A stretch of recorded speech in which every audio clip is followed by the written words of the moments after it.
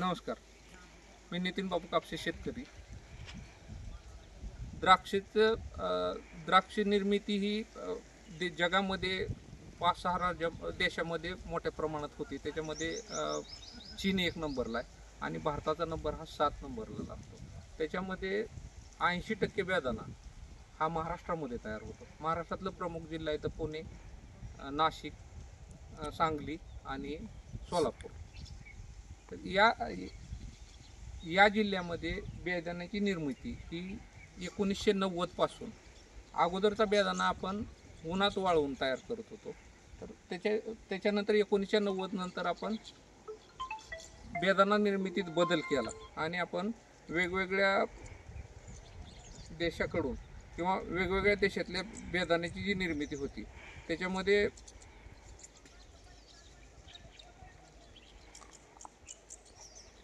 आपण बदल केला. कारण आता समजा अफगाणिस्तानमध्ये जो बेदाणा तयार होतो त्याला तो दुरीला बांधला जातो बेदाणा आणि एका बंद खोलीमध्ये 40-45 दिवस त्या बेदाण्याला काढायला वेळ लागतो.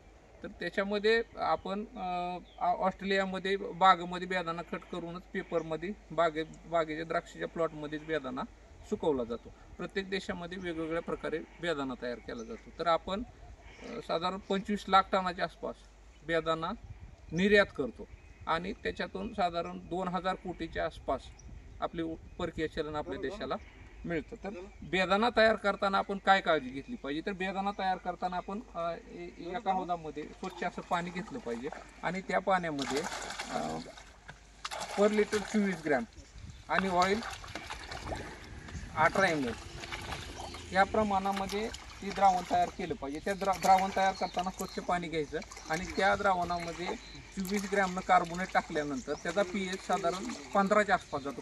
पोटॅशियम कार्बोनेट टाकले की पाण्याचा pH हा वाढत असतो. परंतु तो चांगलं द्रावण अगोदर पोटॅशियम कार्बोनेटचं ढवळून द्यायचं. 15 pH जरी झाला तरी घाबरायचं काही कारण नाही.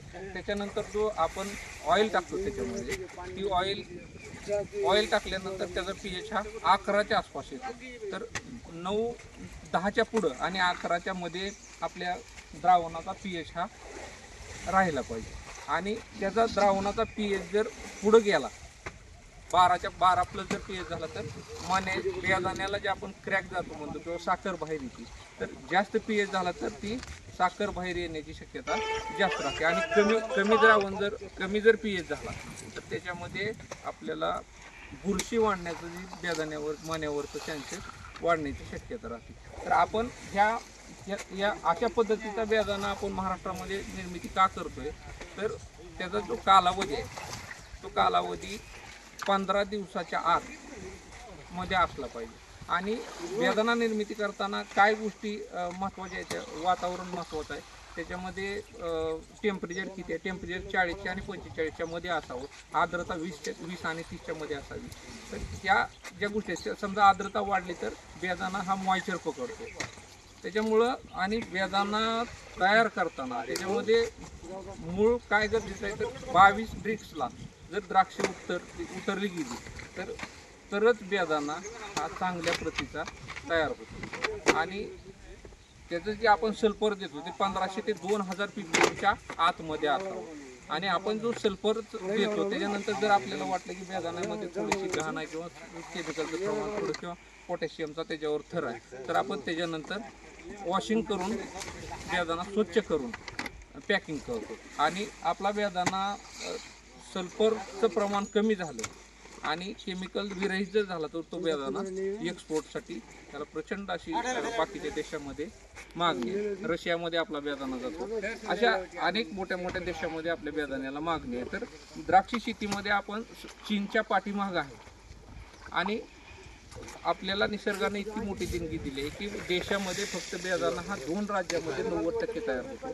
कर्नाटकचं 2 जिल्हे आणि आपल्यामधलं 5 जिल्हे. याच्यामध्ये आपण सोलापूरमध्ये आता सध्या सगळ्यात जास्त बेदाणा निर्मिती आहे. आणि आपण जर सगळ्या तरुण पोरांनी त्याच्यामध्ये बारीक गोष्टीकडे लक्ष देऊन जर ह्याच्याकडे जर आपण इंडस्ट्रियल म्हणून बघत गेलो तर याचा पुढच्या पिढीसाठी किंवा पुढे येणाऱ्या तरुणांसाठी, बेरोजगारांसाठी त्याचा प्रचंड मोठा फायदा होऊ शकतो भविष्यामध्ये. तर आज आपण हा मी एक शेतकरी म्हणून हा व्हिडिओ शेअर करण्याच्या मागचं कारण काय तर याच्यामध्ये मला पण काय तुम्ही शेतकरी मित्रांनी किंवा सगळ्यांनी सुचवलं पाहिजे की आपण एकमेकांसोबत हा संवाद केल्याशिवाय याच्यामध्ये अजून काय बदल आपल्याला करता येईल या गोष्टी आपल्याला लक्षात येतील. तर माझ्याकडून जरी काय तुम्हाला सुचलं माझ्यापेक्षा वेगळं तर मला निश्चित फोन नंबरवर फोन करून सांगा, कमेंटमध्ये सांगा. व्हिडिओ आवडला तर लाईक करा, शेअर करा. धन्यवाद.